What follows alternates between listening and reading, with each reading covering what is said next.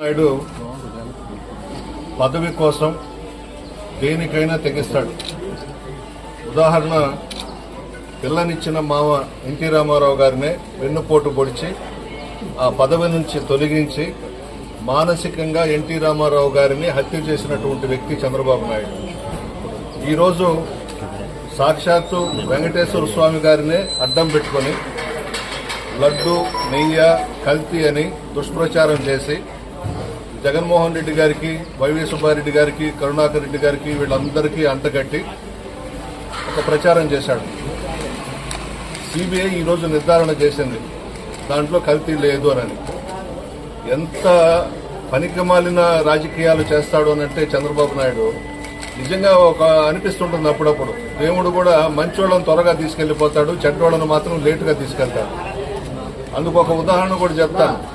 అలిపిరి దగ్గర Naxalites Chandrababu Naidu car paint చేసిన విషయం కూడా మీకు గుర్తుంటుంది.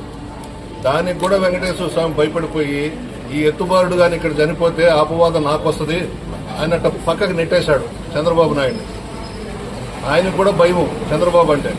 ఈరోజు వెంకటేశ్వర స్వామినే రాజకీయంగా బయటకు లాగి ఒక తిరుమల తిరుపతి దేవస్థానం అనంటే ఒక పవిత్రమైనటువంటి దేవస్థానం. అందరూ కూడా వర్గాలకు అతీతంగా, కులాలకు అతీతంగా అందరూ కూడా ఆ భగవంతుడిని ప్రార్థించుకుంటుంటారు.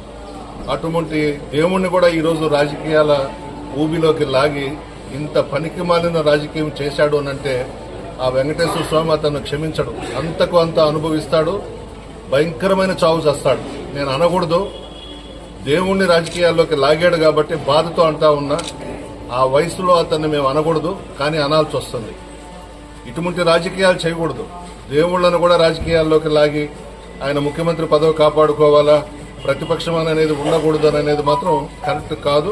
ఇకనైనా ఆ లోకేష్ బాబు గాని, చంద్రబాబు గాని బుద్ధులు మార్చుకుని ముందుకు పోతే మంచిది.